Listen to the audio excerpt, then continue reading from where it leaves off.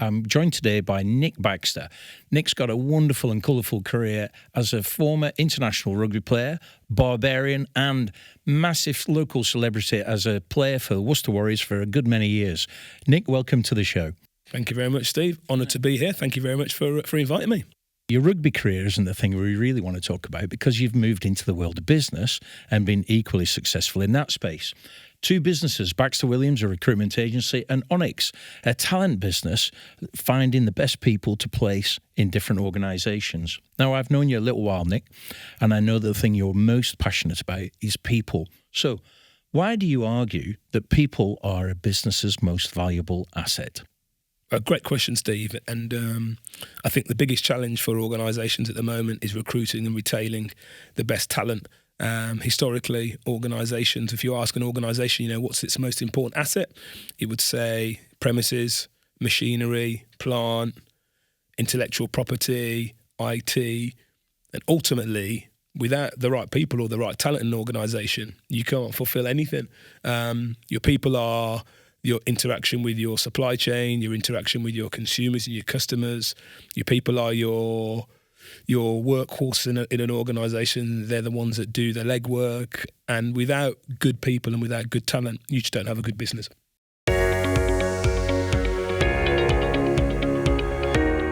Small Biz Digital Media presents Connect, Convince, Convert, Inspiring Business Success Stories with Dave Bird, Steve Ennis and Martin Hill.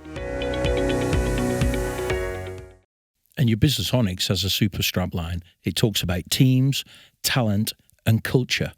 So there are three really emotive words. Tell us about those things and what they mean to Onyx. Yeah, certainly I will do. And it's really interesting because I've been in recruitment for 13 years now, 14 years, 2024, 14 years. And recruitment has become really frustrating for me because organisations that have got OD, organisation development challenges, think that they can fix them with recruitment. And recruitment is often an unsuccessful band-aid to OD challenges. If you recruit and you put a good person in the business, if they've got a poor employer brand, if they've got low levels of employee engagement or a poor culture, if L&D isn't quite where it needs to be, then that piece of recruitment is going to fail. And having come from an elite sports background where culture, team and performance are interwoven into the DNA of a sports club, we're now seeing over the last 10, 15 years, we're seeing some of those methodologies and some of those theories moving to the world of business. And so I'm perfectly placed as a recruiter to be able to help organisations through talent, team and culture. So there's five elements of Onyx: exec recruitment, so we can actually be an agent of change from the top down. Employer brand, so we help organisations build their employer brand. I don't know if you know that employees build a relationship with their next employer for 18 months before they join. Employers don't even know this. So when people aren't applying for their roles, it's because they know your ESG, they know your CSR, they know your Glassdoor reviews, they know your business already. It's not because you're not paying them enough or you haven't got the right role. They know your organisation. Those decisions are really important. So employer branding is one. Employee engagement just goes without saying. Without the right culture, you just don't have people rowing, or you don't have people rowing in the right directions. And L&D.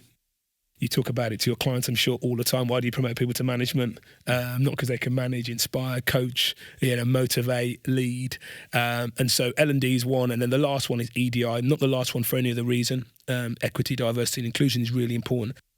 Employees are 60% more productive when they feel they're in an inclusive environment where they can be themselves. So they're the five keys really to Onyx. And over the last 20 years in business, over the last 13 years, 14 years in recruitment, I'm just about to launch this consultancy, and we can genuinely, beyond recruitment, we can help organisations build high-performing, high-resilient, highly engaged teams and cultures. And I know also something that you're really passionate about is employees and employers having a growth mindset. Tell us a little bit about how that works in your world. 70% of sport is mindset, 30% is physicality. Obviously, you've got to be genetically gifted to have certain body types or attributes to perform in a certain way, but sport is very mental.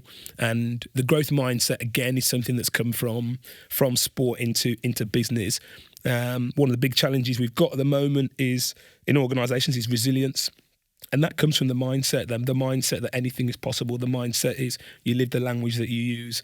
The mindset that you can manifest greatness just by thinking it and saying it. You can create that, and I think it's starting to filter through. I think it's really important for employees. I think it's really important, more importantly, from an employer perspective, to be able to create the right environment where, if you create inclusive environments where you've got high levels of employee engagement, where you've got cultures where everybody works together, where everybody has a voice, where everyone feels they've got a level of autonomy and input that it's valued, the growth mindset goes hand in hand. I'm quite a spiritual dude. I'm very much into mindset and health, body and mind. If you've got a healthy body, if you've got a healthy mind, the rest kind of follows. Organisations are looking for different ways to differentiate themselves, different ways to get that extra percent. If you know, you'll know about Clive Woodward and the percentages. The growth mindset is often the last bit that unlocks organisational excellence. Yeah, your passion for it makes me want to work there. That's great. Thank you. So the career that you had in rugby, the values that you carried through that, how have they translated into the world of business? We often talk about transferable skill sets, and as a recruiter, I've worked with a number of athletes over the years in terms of it's very difficult. I had a very difficult transition myself when I moved from professional rugby into the world of business and the real world. And the one thing that we have in our armoury as ex-athletes and professional sports people are a set of values, a set of transferable skills and values. The teamwork is a great one. We have a quest as team sports players to not operate in isolation or in unison. We work well, we work together, we collaborate, and we know that nothing is above that team.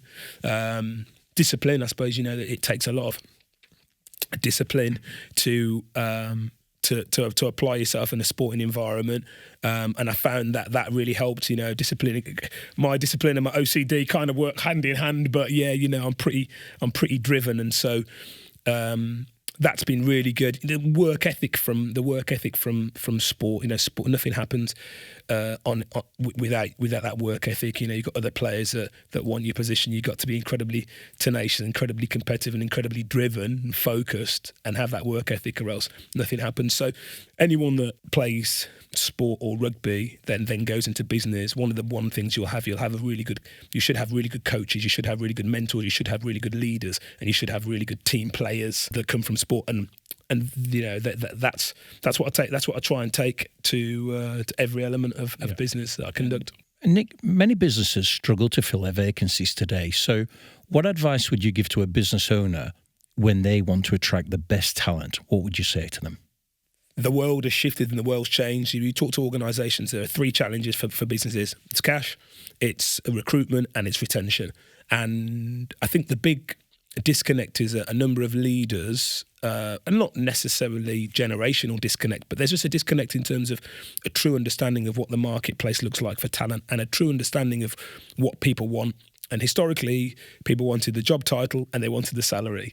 And things have changed, since we entered the world of work, since we graduated, since we were looking for our role, that they were the two things we wanted. We want a salary commensurate to the job title. We wanted that job title and that status. Generations have changed and people have changed. So organisations, first of all, what they need to know is they need to have their finger on the pulse of what candidates require beyond the basics.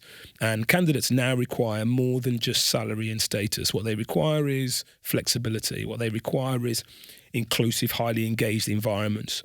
And organisations need to make sure that they have this. Ultimately, if an organisation can't articulate its EVP, its employee value proposition, i.e. its culture, inverted commas, what's it like to work here, if they can't articulate that in a positive way, then they've got a real struggle in terms of having a strong employer brand. And if you haven't got a strong employer brand, you haven't got a point of attraction in the marketplace. So there's I can answer it in loads of ways. The first thing you need to do is, can you articulate what it's like to work in your business? And when you do articulate that, is it a positive experience? And secondly, have you got a defined employer brand? And the employer brand, for anyone that's unsure what that terminology is, what's the perception of your business when people talk about your organisation? And what's the perception of what it's like to work there? We talk about Google, and we talk about Google, we think, they've got grass in the offices. And when people have got a perception of businesses like Bosch, a positive perception, people have got perceptions of organisations. You need to make sure that you have a strong and defined employer brand, and you need to, in order to do that, you need to make sure that you've got the right culture. Ultimately, if anyone's struggling to recruit, do an employee engagement survey. They are the most cathartic exercises you'll ever go through. I do a simple one. It's a traffic light system. So red, disengaged; amber, semi-engaged; green, highly engaged. And if you ask business owners and leaders and say, what do you think you're going to get scores-wise, they'll say, I think I'll get 50% green, I'll get 20%, 30% amber, and then I'll get 20% red. Yeah. And it's the flip side. It's the flip side. And it's moments like that organisations have a little bit of a head-scratching moment and say, all right, we need to do something about this. And the perception of your business compared to the reality of your employee engagement scores, that's the first point. I mean, listen, we go down a whole route. There's a whole methodology that I embrace when I speak to organisations about that. Have you defined the values in your business? And if you've defined the values, are they just warm, fluffy values that you've got on the wall, or are they where people can stand behind those values? How engaged are your team? What does your competitor do in terms of benefits? Hybrid is massive now, hybrid and remote working. But it used to be remote working post-COVID. Now we're actually finding that a lot of candidates want to go back to the office. So we found a lot of organisations cut some costs and got office space, reduced office space. They actually need it again now. So you need to find out what your competitors are doing. What are your competitors doing? If you were able to emulate what your competitors are doing in terms of the quality of their talent, what are they doing to attract that talent? There's a reason for it. And I can keep going, but ultimately the big thing I'd probably say, Steve, is do an employee engagement survey. Find out what currently your staff think of your business, do some external research, and speak to a recruiter. Yeah. Most recruiters will be able to give you some benchmarks around where you sit in the marketplace, and then clearly be able to define your employee value proposition and your employer brand. Yeah, very good advice. And from the other side of that fence, if you're an employee looking to progress your career, what's the key point of advice you'd give to that individual that can help them fast track and go in the direction they want? Historically, you'd have one or two, you'd probably have 2 to 4 roles in your CV, and it would be in the same career. Things are going to be changing now, and we're already seeing people with portfolio careers, or they'll do some candidates will do a career for 2 to 5 years and they'll change, and it's acceptable now. It's totally acceptable to do that. So the first thing I'd recommend to candidates is define what you'd like to do, or if you can't define it finitely, have a good understanding of what you'd like to do. And once you've decided that sector, that industry, or that business is where you'd want to be, let them know your aspirations. So if you've got aspirations to grow in a business, the first thing I want to know from an employer is for someone to say, listen, I really like this job, but my end game is to do this. And if you do that, then you will more than likely be either fast-tracked, or they'll give you an opportunity to increase or the speed at which you can progress.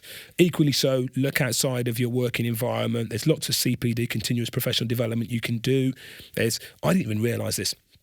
Open University have got a whole host of free courses for people to do. I didn't realise this till actually it was lockdown when someone told me about it and had a bit more extra time on my hands. Have a look at what your industry requires for the next level, for the next role. If there's anything you can do behind the scenes, certainly do that.